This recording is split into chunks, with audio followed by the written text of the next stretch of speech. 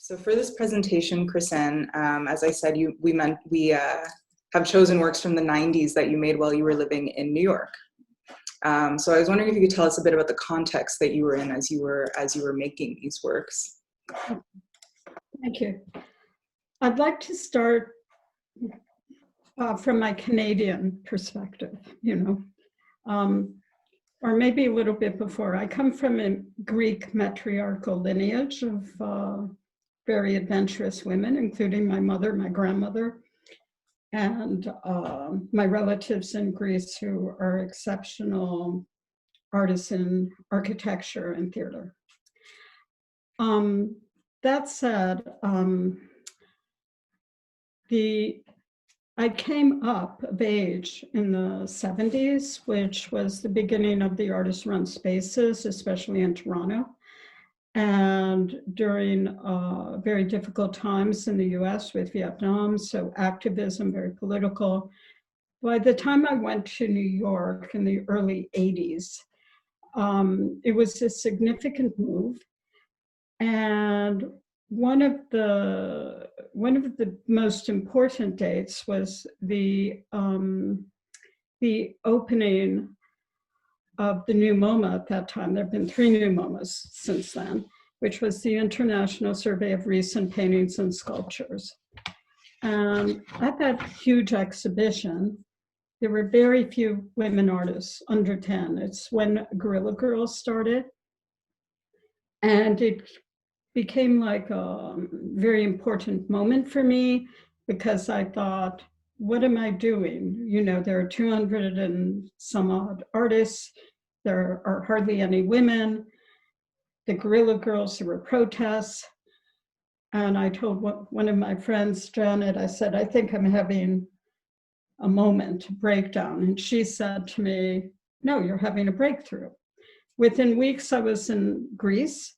I went to Delphi. I thought I would consult the Pythia, the oracle. I spent 2 weeks there on a self-motivated residency. And the time there sort of generated the art practice from the 90s and the late 80s. So the printed hairdresses, the research into oracles, all that sort of came together from that 2-week self-directed residency, where I was especially attached to the Rock of Sybil. So the Rock of Sybil became the archetype, the personal archetype for me, for my alter ego, the Enda Sybil. On my return to New York, within 2 years, my friends started to die of AIDS or get ill. And that became a defining moment for my generation. At the same time, we were in women's rights. We're being subjected to terrible legislation. And certain very important collaborations came out of that. The Abortion Project with Kathy Burkhardt and the help of Amy Lipton, which began at Artist Space and traveled around the country. And then the performance, The Banquet with Hunter Reynolds and the women artists and professionals I knew who performed with The Banquet. And we inverted Merritt Oppenheim's Spring Feast and put a man on the table to eat and drink off of.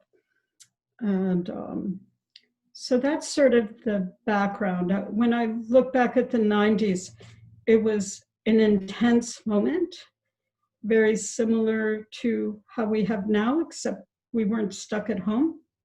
So we were more on the streets or very active. So it had that. It was slightly altered, but it's still, we're in another pandemic. Yeah, absolutely. Thank you for that introduction. I was wondering if you wanted to start by thinking about, you mentioned Anne de Sibel, this alter ego you created, who was enraged by the exclusion of women artists in the art historical canon. Yeah. And I have some images that I could show at the same time if you like. Okay. But I'm curious if you could speak to how you worked through this character in your work and in the paintings and the prints. Okay. So in the late 80s, I was also working at the Lower East Side print shop, and that became sort of an emblem for the paintings. But the Anne de Sibel work started actually in the late 80s when I started to write a text. And part of the text was influenced by Linda Naughton's Why Have There Not Been Any Great Women Artists? And I had some books of women artists who went to Paris in the 19th century, and they studied and but they could never be part of the academy. So I positioned it as part of the academy. Now, at that time, I was sharing a studio with AA Bronson, Jorge Santo from General Idea. And they were, it was a huge studio on 9th Avenue and 14th Street, which is now the Apple Store. And the building had many wonderful artists, including Katie Noland and Peter Schiff and Glenn Goldberg. And having a space like that to work at in New York was really, it was a privileged moment. And General Ideas started to, they were making started the first AIDS paintings there. And then they were throwing out pieces of linen. And so I started to print hair on the linen and make hairdresses out of them.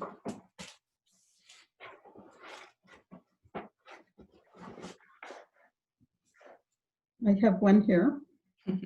So the idea was that Anne de Sibel made hairdresses to wear to the openings and the events, and she got the scraps from her more famous contemporaries, male contemporaries, and that became the first few shows with Anne de Sibel. I would have a friend wearing a dress, and this is actually me in the dress, the first dress, which was 1989 to 90.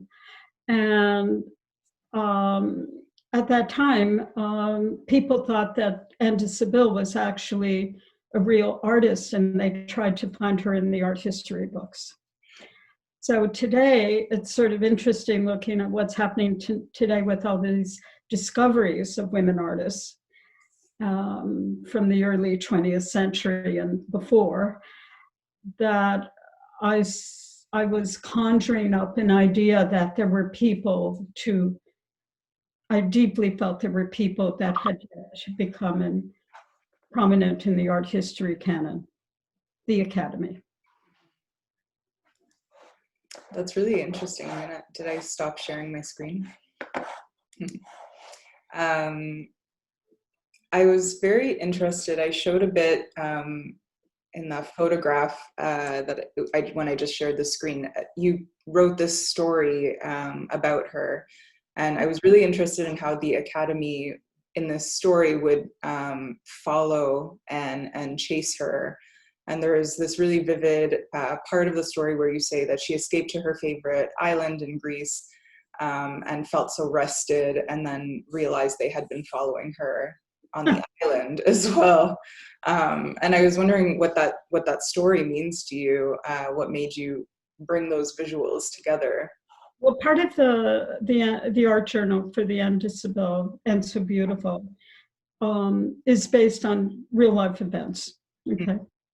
So I first went to Idra with my aunt, the Amina, and many years later returned with Jorge Santo. And then I met wonderful architect Christos Papoulias, who designed houses for Canellas. and I ended up showing at Brunei. And then I returned a number of years later, and Christos and I would talk about the rocks of Greece and what was in the rocks. And after that, I returned the following year, and all of a sudden I was trying to just rest and be alone because Jorge had passed away and different things. And so, but the art world, the academy was there. So I sort of thought about it in answer to your question, that as an artist, you say you want to be independent of like what the art world is, or like get a rest or this, but they sort of follow you, but it's sort of your own ego because, you know, you're professionally and that's what you do. So it's your world. So, but there was one dinner where they wouldn't let me sit at the table because I wasn't famous enough. And that's where that came from. Wow. And then in that story later, I really liked also the part where you mentioned because it's such specific materials that you use in your work, and you speak about where this idea for the condoms came from. And I'm just going to read this part of the story that you say that this was the end of that hairline. She would go into open rebellion, making printed paintings and psychic performances using her traditional materials, roses, hair, and ivy. Only now she would add the newly invented rubbers made for the men of the academy. She could hear their popping under the pressure of her press, and mused at how the academy would react to so many limp popped rubbers in these mandala paintings. And that's actually in reference to this, yes? Yeah, so it's really, I'm gonna just tilt my screen so people can see it. Okay. I love how sort of, I know that it's a mandala in terms of composition, but there's also something so so connected with the way you describe the popping and this like sort of explosion and liberation and the image itself. They do pop.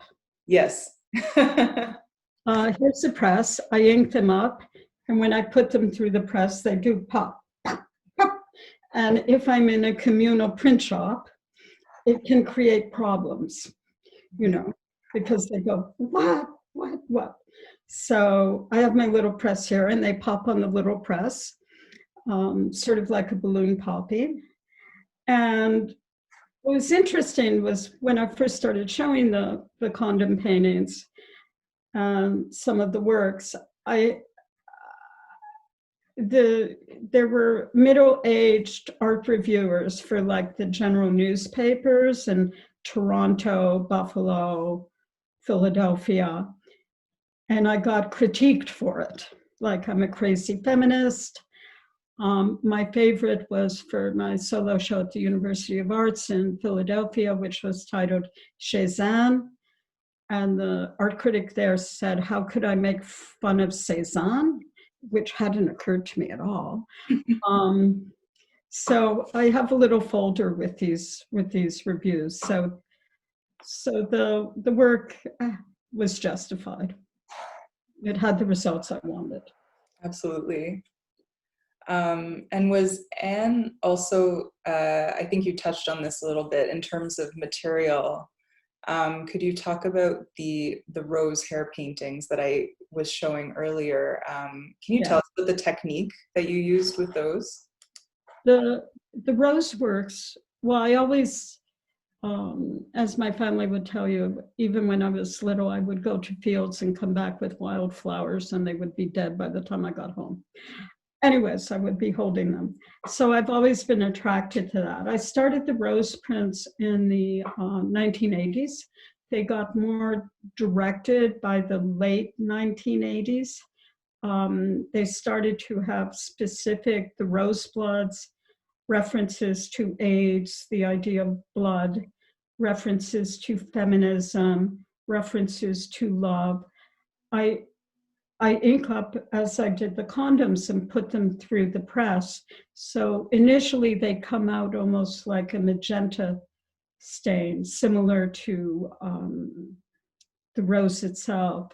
And over time, as you see in the painting, they sort of become like an umber stain, almost like a Joseph Beuys stain, you know, so, and then they're stable, you know, so they have this moment of transition.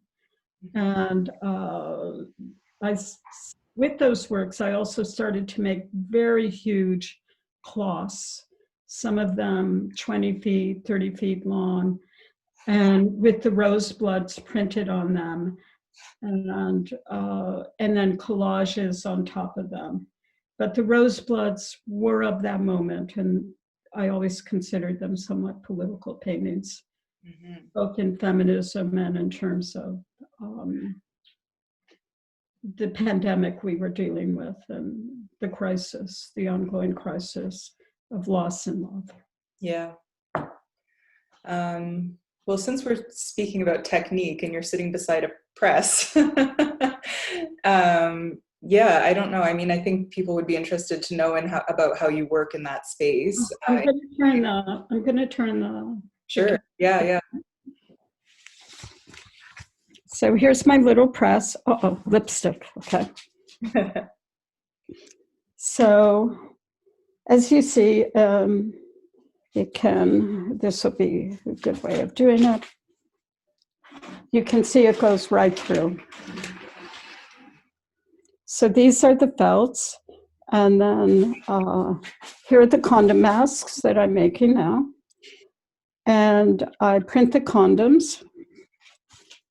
We'll go around the studio and take a look. Here are some of my elements.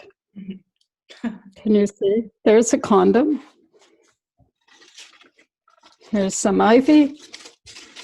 Here's the lotus leaf and my accoutrements. So these,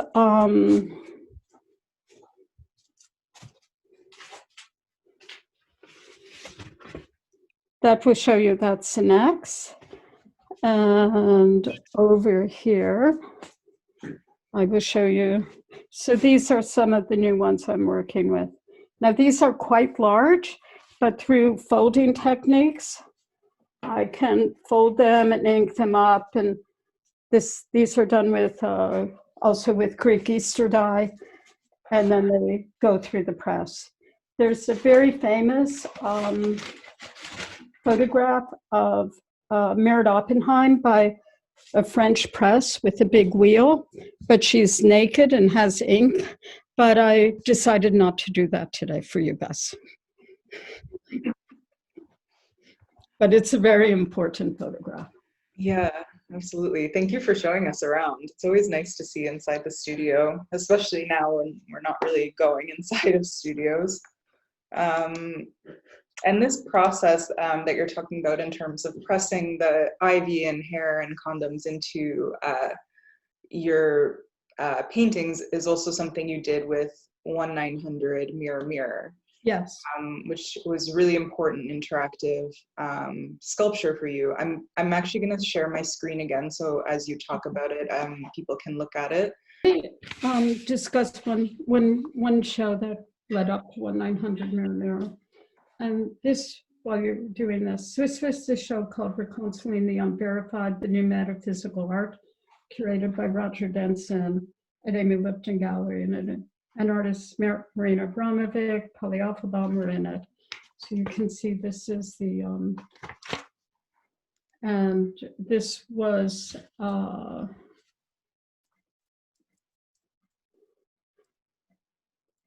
okay, this is the mirrored room. So the group show was before the mirrored room. The mirrored room was first presented at Andrea Rosen. And the first time was Andrea had an open call for performances, and I went there with a little condom, the mandala mirror, and I answered the phone and I did a few readings. At the time I was studying with the well-known psychic Frank Andrews. And I proposed to Andrea to do it in her project room. And then I worked with architect Ken Saylor, who designed that. This is AA Bronson talking to me on the phone. And the idea behind it was that if you saw yourself in infinity, what in this time when people were, your friends and lovers were dying, what would you ask? And in between when it first opened, the first time at Andrea, my friend Robert Flack and a number of other friends passed away that October 1993. And after the project ended in early 1994, Jorge Santel and Felix Parts of General Idea and a few other friends passed away who I was very close to. So I remember that time with tears flying between Toronto and New York. The idea of an infinity chamber was related to what would you ask? So the participant, I found a video phone by AT&T. So the piece itself forecasts the future of the video chaps and everything, because we weren't doing this with the phone or anything and talking to each other like this. It was very unusual. So I would be in my small, tiny apartment in Little Italy, and they would call me from the gallery, and I would pick a card and I would say, do you have a question for the future? Yes. So this is the project at Art Metropole. The project traveled to Franklin Furnace, Art Metropole, Real Artways. Again, very much within the artist-run spaces, except for Andrea's. So here you see Fern Bear and a curator from Japan talking to me on the phone. Mm-hmm. So many years later, different people said to you, you really had a vision of the future. So the piece itself was a vision, mm-hmm. and still is. And this image is from Cooper Cole, an exhibition that was in the space earlier this year. And you were able to, one thing that I think is noteworthy is that it's an ongoing performance too, that you were doing readings from this space in 2020, but from FaceTime. FaceTime and Zoom. Yeah. Because what happened was that I was in New York to package the piece, which got sent to Cooper Cole as part of his show. There are more than 4, curated by Jacob Krudzinski, and it included Robert Flack and Tim Jocelyn, who both passed away from AIDS, and Andy Fabo, a very good friend. And so the opening was delayed because, again, the piece became center of another pandemic. Mm-hmm. So that became a very interesting, unexpected situation. Yeah. And I think people would be curious to hear the process of printmaking on the mirror as well, which must be very difficult. With the paintings, I actually put them through the press, mm-hmm. but for this, they were all hand printed by myself. So I inked them up. So if one thinks about Yves Klein or the Shout of Turin, the idea of the impressions of the body in print. So here I was not specifically using my body, but I was using natural elements, which I've used predominantly in my work, like the roses or the ivy or marijuana plants. So sort of signifying the holistic spiritual qualities of plants, of hair, of roses, of flowers. And at different times, I also used abortificants, plants that are natural abortificants, again, relating to my project, the abortion project that I did with Kathy Burkhardt, that also traveled. Mm-hmm. Did you want to speak about that project a little bit? Speak about it. The abortion project came open in 1990. It was two parts. The first part was at Artist Space, curated by Connie Butler, or organized by Connie. And then the second part was at Simon Watson Gallery, which was a group show. And Kathy had the brainchild that we would look at Simone de Beauvoir's Manifesto 343, and we would collect signatures and write them on the walls in red. So it traveled from Artist Space to hall walls, to Real Artways, to New Langton Arts. And we also did special projects. Where did I put the special projects with Amy Lipton Gallery to raise, we did video and poetry things. And this is the poster that Amy designed for the project. So great. yeah. And so it's a wonderful piece. So, and people have been saying to me from the States recently, we should relook at that again in the current climate. So yeah, absolutely. You know, yeah, it's certainly very important. It was an important moment. It was an important project, but very more multifaceted than I can go into now. Yeah. Well, you mentioned also spirituality when you were speaking about 1900 Mirror Mirror, and it is an important theme in your work. You've been a practicing Buddhist for years. I also want to add one thing that yes, that the banquet and 1900 Mirror Mirror were photographed by Maxine Henriksen, who sort of followed me around for a while with those projects. Maxine's here, she just waved. So that photograph of AA was taken by Maxine. The mandala, I'd like to get into a little bit with the mandala structures. Looking back, I was always interested in Buddhism from the 1970s. When I met my first Tibetan Buddhist monk, but I ran away from him. But in terms of the books I had and my readings, and in the late 80s, I went to a talk by the Dalai Lama.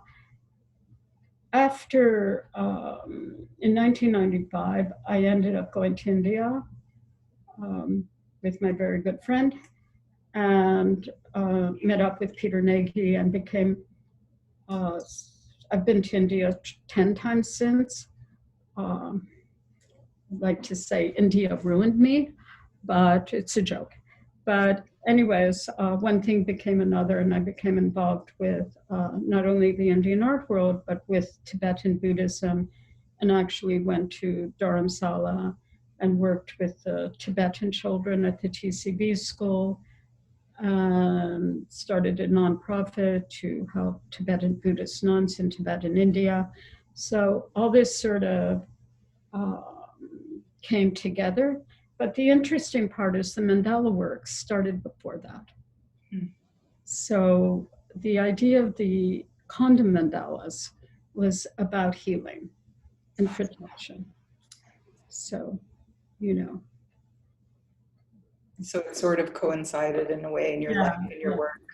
And now there are very large installations with rose petals and mirrors, again, relating to the mirrored room.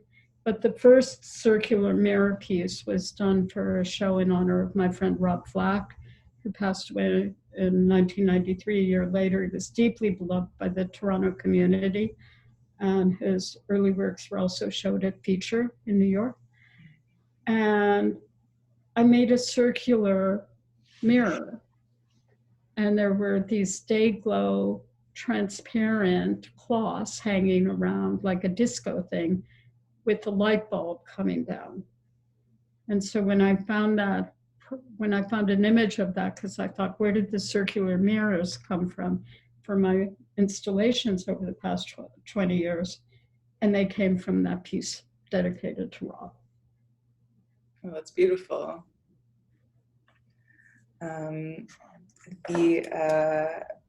other thing I wanted to ask you about, which I actually don't know, I've never asked you, you also have in the Art Basel presentation the broken glass painting. I want to know how you make that. It's Um, very curious. um, there are probably 10 broken glass paintings from that time. Almost got kicked out of the print shops. I would start with safety glass and ink them, and then I would print them over and over again on canvas until I got what I wanted. But at some point, I mean, it would again make noises.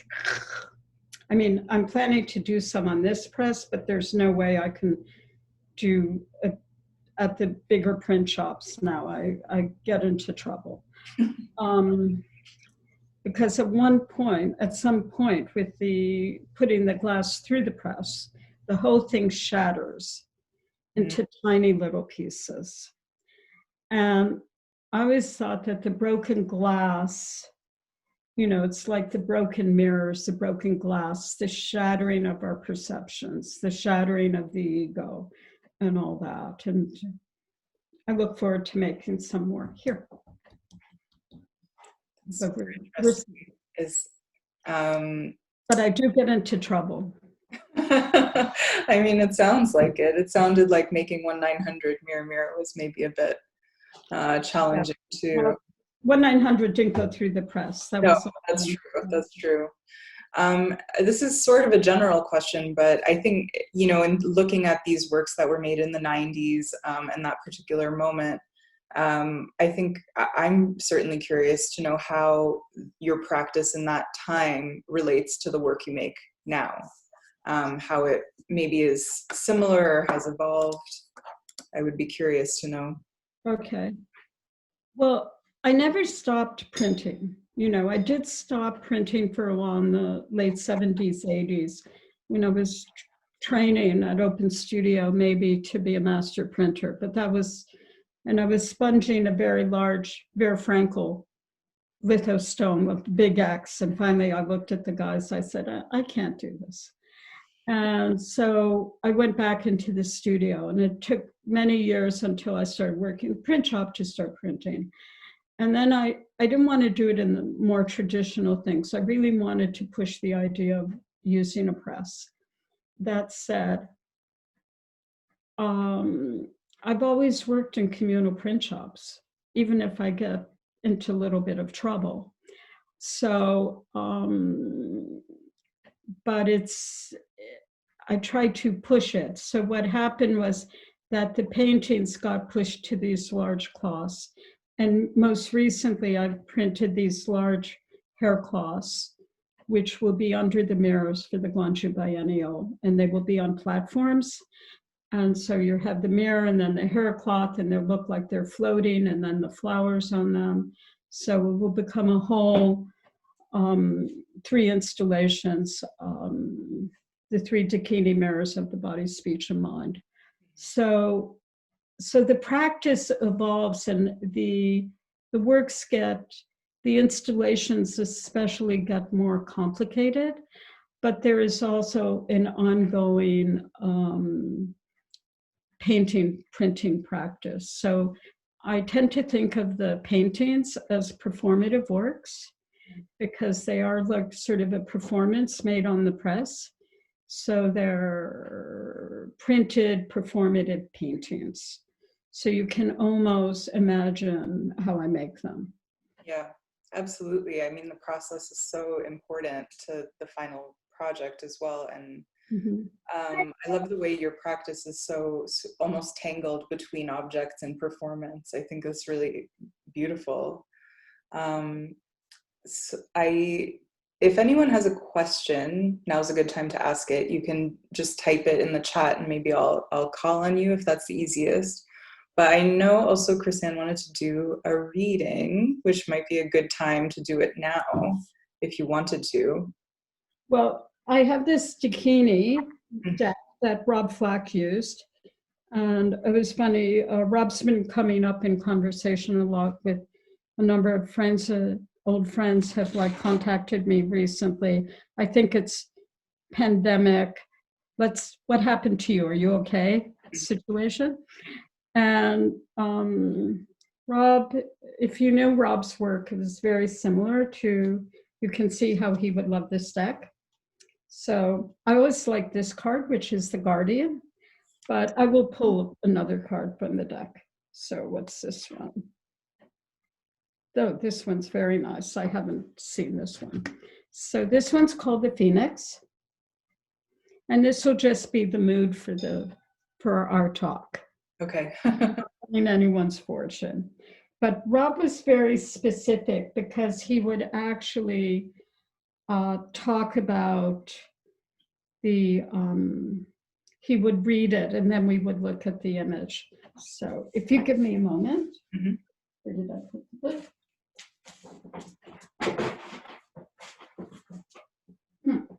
I don't know where I put it. So the Phoenix symbolizes, there it is. I wish I could give it to you, okay? So, what number is it? 19. So Rob and I would go on top of my studio at Center Street. We would light candles and do our little rituals. So it says the Phoenix card bears the number 19, signifying the ultimate mystical attainment, as suggested by the combination of the unity 1 with the completion number 9. This relates to the sun of the traditional tarot.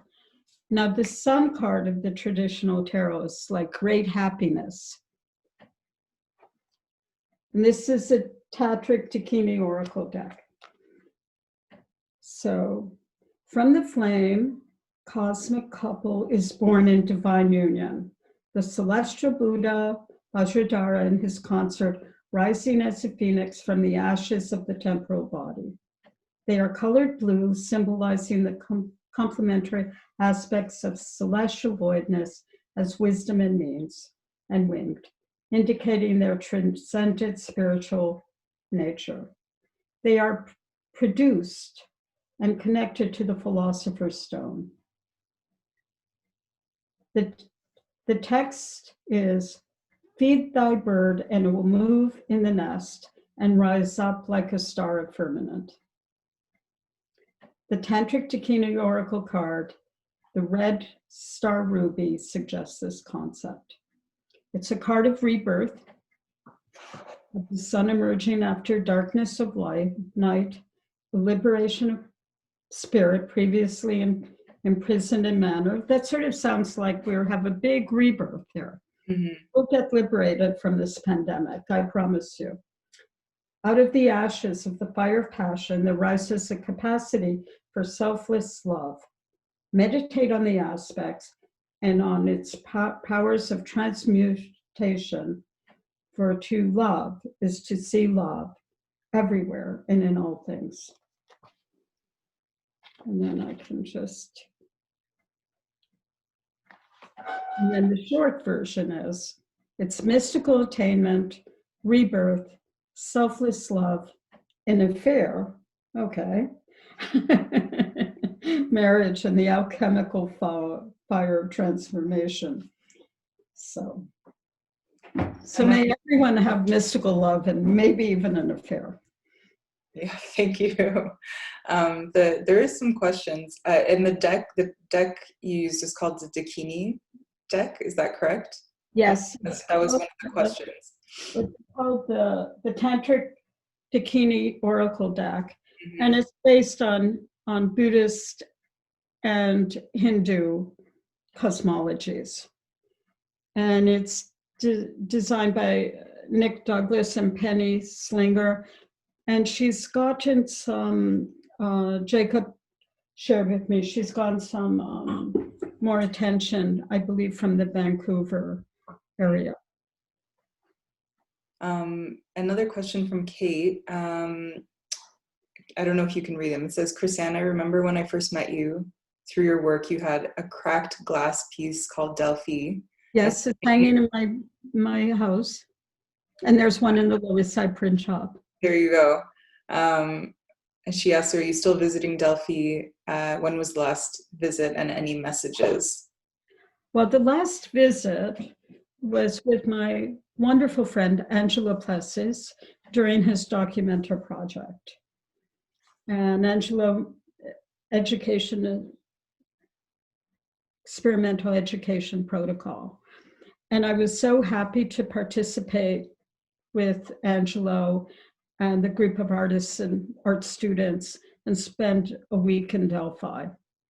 Although it wasn't a little more closed up than when I was there in the 80s, where I could run around and do certain things. So it's a little more guarded. But I also wrote on Delphi. I continue with, it appears in my writings off and on. Could you tell us a bit about the performance for Documenta? Well, what happened was during that time, Paul Precado and Susita curated a project, The Last Days of Documenta. And and Karen Finley was doing reading tarot cards with Andonis, not tarot cards, coffee cups. So I did the cleansing before. So I washed the steps of the Documenta building, and